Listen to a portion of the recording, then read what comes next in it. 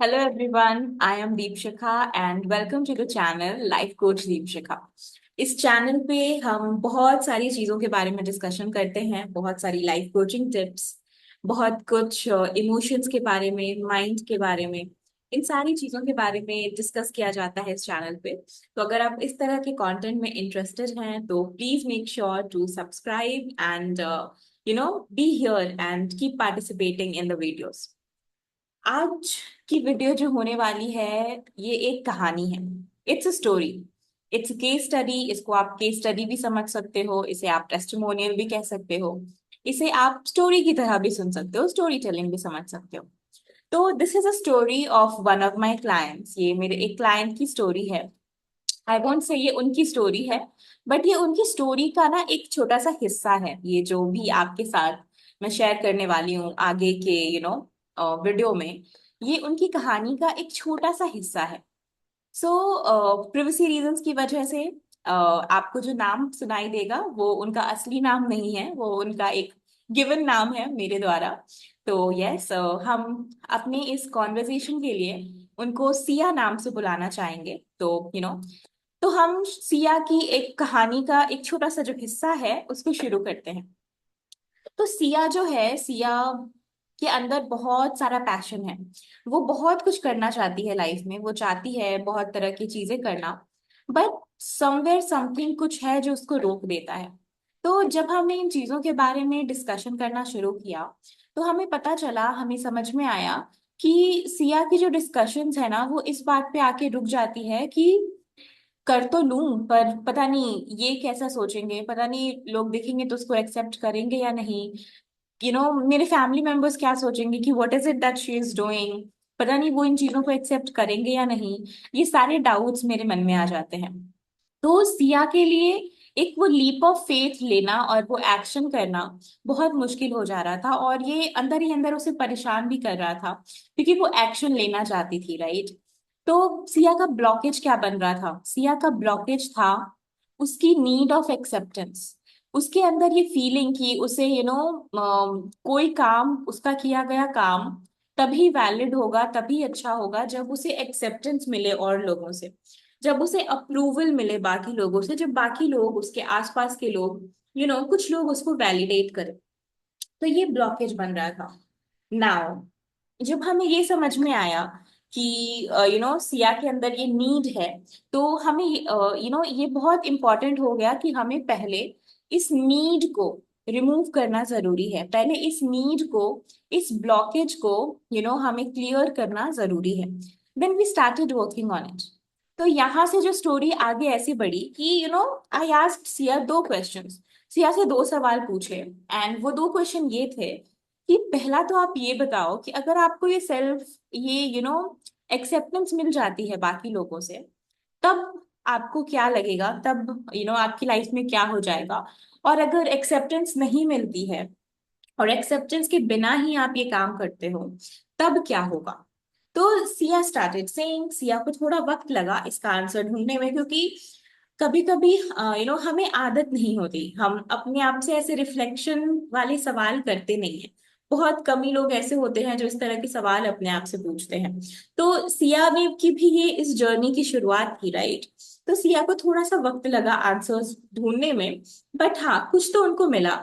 कुछ चीजें उन्होंने जो बताई मैं आपके साथ शेयर कर रही हूँ। जब अगर उनको एक्सेप्टेंस मिल जाएगा तो उनको अच्छा महसूस होगा। उनको ऐसा लगेगा कि हाँ, उन्होंने कुछ अच्छा काम किया है क्योंकि 10 लोग उनकी तारीफ कर रहे हैं। उन्होंने उनको एक्सेप्ट किया कि वाह, you are doing good work, आप अच्छा काम कर रहे हो।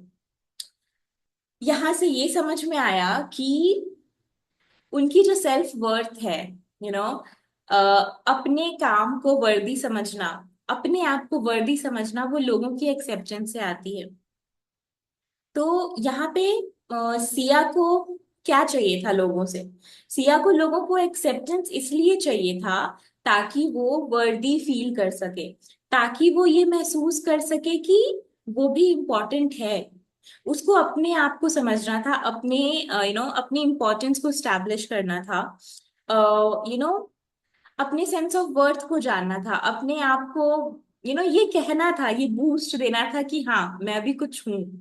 इस पूरे ब्रह्मांड में मैं भी कुछ हूँ, वो एक सेंस उसको जीना था, उसके लिए वो चाहती थी कि लोग उसे एक्सेप्ट करें, क्योंकि उसको लग रहा था कि वो वर्थ जो है लोगों की एक्सेप्टेंस से आएगी उसकी जिंदगी में। तो ये था पहला पॉइंट, ये था पहले सवाल का आंसर। अब आते हैं दूसरे सवाल पे। दूसरा सवाल क्या था? दूसरा सवाल ये था कि अगर आपको ये एक्सेप्टेंस नहीं मिलती है तब आपको कैसा लगेगा, तब क्या हो जाएगा? तो सिया तो बहुत घबरा गई, सोच कर ही उनको घबराहट सी होने लगी। शी वाज लाइक कि अगर नहीं मिला तो क्या हो जाएगा, मैं तो मरी जाऊंगी। आई विल बी अलोन, मतलब कोई नहीं रहेगा मेरे साथ, लोग मुझको छोड़ देंगे अगर उन्हें किसी ने एक्सेप्ट नहीं किया what ever I am doing. तो यहाँ से क्या पता चल रहा है कि एक्चुअली में वो एक्सेप्टेंस इसलिए भी ढूंढ रही हैं लोगों की, क्योंकि वो बिलोंग करना चाहती हैं एक ग्रुप से। अभी उनको फील होता है कि वो आउटकास्ट हैं। उनको वो जिस सोसाइटी में हम रह रहे हैं, जिस फैमिली में हम रह रहे हैं, अभी हम उसका हिस्सा नहीं है। ये एक्सेप्टेंस मुझे उसका हिस्सा बनाएगी। यू नो और ये सारे फियर्स कहाँ से आ रहे हैं, ये सारी नीड्स कहाँ से आ रही है? ये सारी नीड्स आ रही है, एक पहला तो ये भी हो सकता है कि ये हमारे करंट फैमिली स्ट्रक्चर से भी आ रही हो। एंड अनदर रीजन ये भी हो सकता है कि ये हमारे किसी पास्ट से आ रही हो। Past, past can be a past life as well. And ये भी ये भी पॉसिबिलिटी है कि over a period of evolution हमारी जो ह्यूमन लाइफ है, इसने बहुत सारे फियर्स का सामना किया है। तो ये फियर्स बैठे हुए हैं, एंड अर्लियर टाइम्स में तो समाज का हिस्सा बन के रहना बहुत इंपॉर्टेंट होता था अपनी जीवन के जिंदा रहने के लिए। तो मोस्ट ऑफ द टाइम्स ये जो फियर है लोगों को रन कर रहा होता है, और वो ये भूल जाते हैं कि समाज तो हमसे ही है। हम ही लोग हैं जो, अगर हम कुछ 20-25 लोग मिल गए तो हमसे ही वो समाज बन जाता है। तो ये अक्सर लोग भूल जाया करते हैं और उसका डर पैदा कर लेते हैं। So yes, moving forward and coming back to our story of Siya, हमें ये चीजें समझ में आई सिया के बारे में। तो अब हमारा काम कहाँ पे है?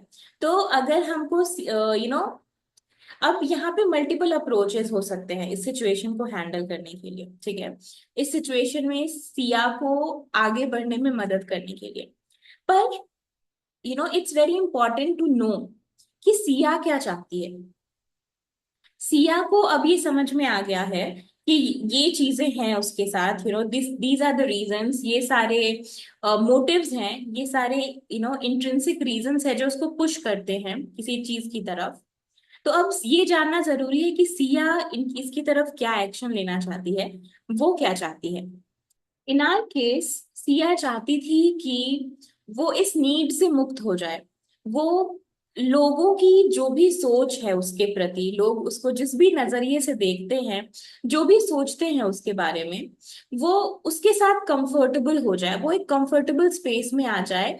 और यू नो एक ऐसे स्पेस में पहुंच जाए जहां पे उसको लगे कि हाँ, एवरीथिंग इज फाइन।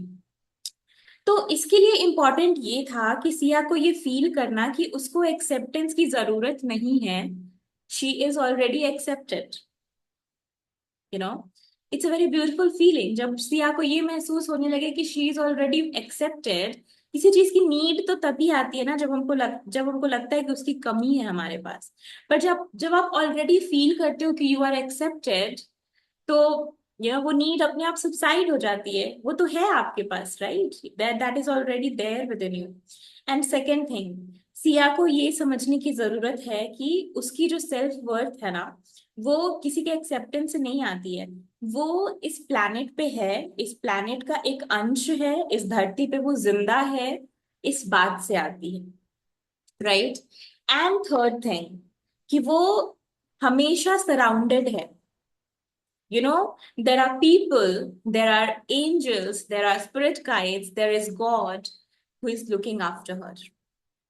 तो जब ये सारे कॉन्सेप्ट्स, ये माइंडसेट सिया के अंदर बैठा, जब सिया की साइकी में इसने घर बनाया, तो ये धीरे धीरे उसके जो फियर्स थे वो सबसाइड होने लगे। यहाँ पे ये भी एक गाइडेंस रही कि she needs to feel accepted. उसको ये देखने की जरूरत है कि वो ऑलरेडी एक्सेप्टेड है, the way she is in her family. And उसकी शुरुआत उसको खुद से करनी है। She is the one who needs to accept herself first. तो सिया को सबसे पहले खुद को उसे ही एक्सेप्ट करना है, राइट। एंड जब वो खुद को एक्सेप्ट कर ले तो उसको वही एक्सेप्टेंस बाकियों को देनी है, जैसे वो है वैसे। और जब वो एक्सेप्टेंस वो देगी, तो जो वो देगी, जो वो रिफ्लेक्ट करेगी, वही सारी चीजें उसकी ओर अट्रैक्ट भी होंगी। तो ये था यहाँ पे। अदर थिंग वाज कि हमने डिफरेंट स्पेसेस में जाके इस चीज पे काम किया, माइंडसेट शिफ्ट किया। जब हम एक सबकॉन्शियस लेवल पे पहुंच के ये सारे अपने आप को न्यू थॉट्स देते हैं, तो वो जल्दी हमारे अंदर बैठते हैं, हमारा माइंड उनको जल्दी एक्सेप्ट करता है। तो हम लोगों ने मिलके वो सारी सबकॉन्शियस रीप्रोग्रामिंग करी सिया के लिए। और एडिंग टू दैट, उसके अलावा हम लोगों ने एक और इस चीज पे काम किया कि जब आपको कंफर्टेबल होना है लोगों के साथ, जब आपको कंफर्टेबल होना है लोगों की सोच के साथ, तो ये थॉट होना, ये समझ होना कि हर किसी का ह्यूमन डिजाइन अलग है, हर किसी का लाइफ का एक्सपीरियंस अलग है, सबके सब्जेक्टिव एक्सपीरियंसेस होते हैं। सेम इवेंट जो मेरे लिए बहुत सारी खुशियां लेकर आ रहा है, मेरे लिए बहुत सारे स्माइल्स लेकर आ रहा है, वही सेम इवेंट किसी के लिए बहुत सारा दुख भी लेकर आ सकता है। फॉर एग्जाम्पल, हो सकता है कि आपको डॉग्स पसंद हो, पर आप ही का कोई फ्रेंड है जिसे डॉग से डर लगता है। तो ये डॉग तो सेम ही है, राइट। बट आप दोनों का एक्सपीरियंस उस डॉग के साथ अलग है। तो life is a lot about subjective experiences. तो बहुत सारी चीजें ना इसके बारे में होती हैं कि आपका क्या एक्सपीरियंस रहा है उस चीज के साथ, वही डिसाइड करता है कि आप चीजों को देखोगे कैसे, आपका नजरिया क्या रहेगा। तो it's mostly it's your perception. तो ये बात समझना कि लोग आपको अपने नजरिए से देखेंगे, आपके एक्शन को कुछ लोग सही समझेंगे, कुछ लोग नहीं समझेंगे। और उनकी भी इसमें कोई गलती नहीं है। इट्स जस्ट दैट कि उनके एक्सपीरियंसेस ऐसे रहे हैं कि उनका लेंस ऐसा बनता चला गया, इन अ वे बनता चला गया, राइट। तो इसीलिए उनका सच अलग है, आपका सच अलग है। और इट्स वेरी इंटरेस्टिंग कि दोनों में से कोई भी गलत नहीं है, दोनों ही अपनी अपनी जगह पे सही है। तो जब ये सारे माइंडसेट शिफ्ट्स हुए सिया के लाइफ में, सिया के एक्सपीरियंस में, तो इसने सिया को एक बूस्ट दिया, it gave her a boost कि ठीक है, let me take that action. Okay, I got to know कि मेरे अंदर ये नीड ऑफ एक्सेप्टेंस है, एंड समवेयर आई फील कि मेरे को एक्सेप्ट नहीं किया गया है, आई फील अनएक्सेप्टेड। तो yes, mean while I fulfil this need of mind, तब तक क्यों नहीं I do the work as well. तो उसके बाद से सिया ने काम करना भी शुरू किया। एंड इट्स नॉट लाइक कि आपने सबकॉन्शियस रीप्रोग्रामिंग कर ली, ये कर ली, वो कर लिया, तो सारे फियर्स एक बार में सबसाइड हो जाएंगे, नहीं। ये डिपेंड करता है उसकी इंटेंसिटी पे। अगर फियर की इंटेंसिटी ज्यादा है तो इसको समय भी लग सकता है, बट कंसिस्टेंट एफर्ट के साथ, रेपिटेशन के साथ, प्रैक्टिस के साथ आप नए पैटर्न को, नई सोच को ओवरलैप करा सकते हो, उसको इंक्रीज कर सकते हो पुरानी ओल्ड पैटर्न्स के ऊपर। और जब ये चीजें होती हैं तो यू गेट टू नो, आपको फील होने लगता है, यू गेट दिस फीलिंग कि ओ, कल को ये करने में डर लग रहा था, but see today I am confidently doing it. And वो सेम चीजें हैं, आज भी वो सारी बातें लागू होती हैं जो कल होती थी, but today I am feeling different, right. और जब वो ये सारी चीजें करने भी लगी, जब उसने शुरुआत भी करी, थोड़े टाइम के बाद उसने ये रियलाइज भी किया कि उसका फियर एक तो कम हो गया है, एंड दूसरी चीज है, उसने देखा कि मोस्ट ऑफ द फियर जो उसके अंदर है वो सब इमेजिनरी है, because she realised in the process that everybody is a human being, right. तो सबके अपने अपने एक्सपीरियंसेस है जिसको वो शेयर कर रहे होते हैं। एंड ऑनेस्टली जिन बातों का डर हमें लग रहा होता है ना, वही सारी बातों का डर उनके अंदर भी होता है। हम सब एक दूसरे से बहुत कनेक्टेड हैं इमोशनली, माइंड में हम क्या सोचते हैं, वाइब्रेशनली, ये सारी चीजों पर। तो जब ये रियलाइजेशन होती है तो यू रियलाइज कि ओ, ये इतनी भी बड़ी बात नहीं थी। एंड ये मेरे माइंड में बस बड़ा था, मेरे माइंड ने इसको बहुत बड़ा बनाया हुआ था। एंड यस, तो दिस ये थी सिया की story, right. And let me know, let me know कि आपको सिया की स्टोरी कैसी लगी।